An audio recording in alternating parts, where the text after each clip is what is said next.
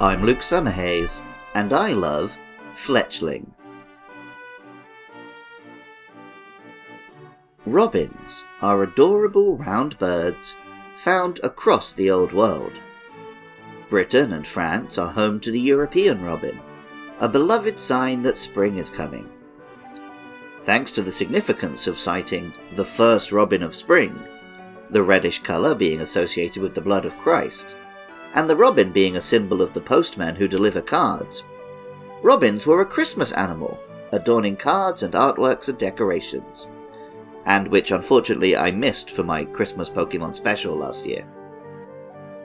Japanese robins are also very cute, their red colour appearing not on the breast but on their heads.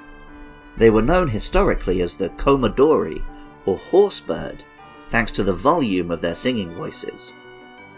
America and Australia also have red birds known as robins, though they aren't closely related to the European or Japanese robin. The American robin is a thrush, while Australia has the unique local bird called the flame robin. Fletchling is a small red bird Pokemon with a red head and breast, and grey and black body, wings and tail. It's a small, round, adorable normal and flying type, as is custom in the early game of a new Pokemon generation. Pokemon X tells us, "These friendly Pokemon send signals to one another with beautiful chirps and tail feather movements."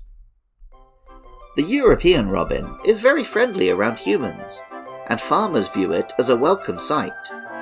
Human digging activities unearth worms and insects which the robin wants to eat, and by doing so, it removes pests from the farms.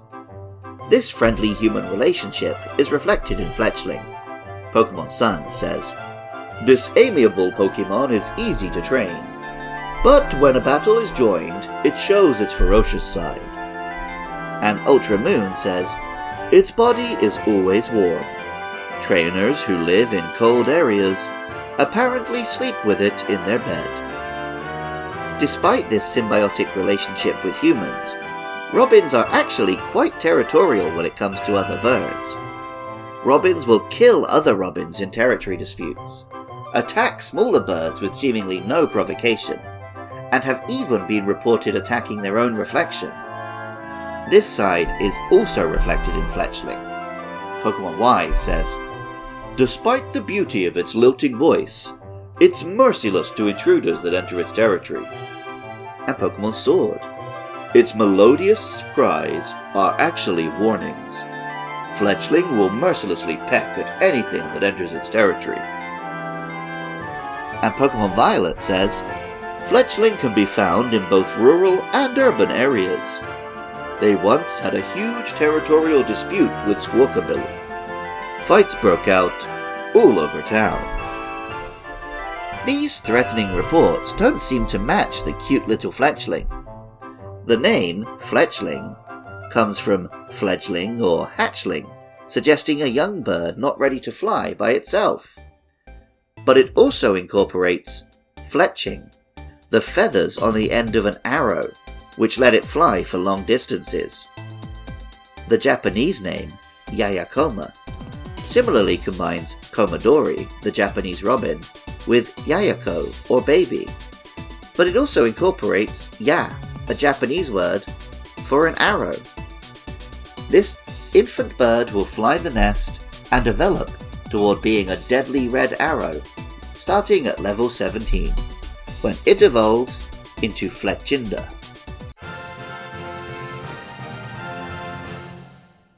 Fletchinder is now a fire and flying Pokemon, with a larger frame, more complex coloration, and a flick of feathers on its head, all reminiscent of the waxwing, another group of birds with representatives in both Japan and Europe. While robins befriend human farmers and snack on bugs unearthed from the ground, waxwings are predators who catch airborne insects with deadly precision. Fletchinder also takes its new fire typing and uses it to deadly effect. Pokemon X tells us, "From its beak, it expels embers that set the tall grass on fire. Then it pounces on the bewildered prey that pop out of the grass." Pokemon Sun says, From its beak, it fires embers at its prey.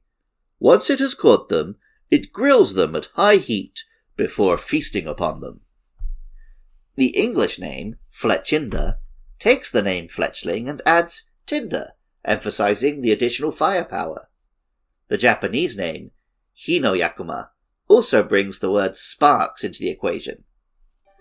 As well as gaining a new type, Fletchinder is also now much faster than it was as a Fletchling.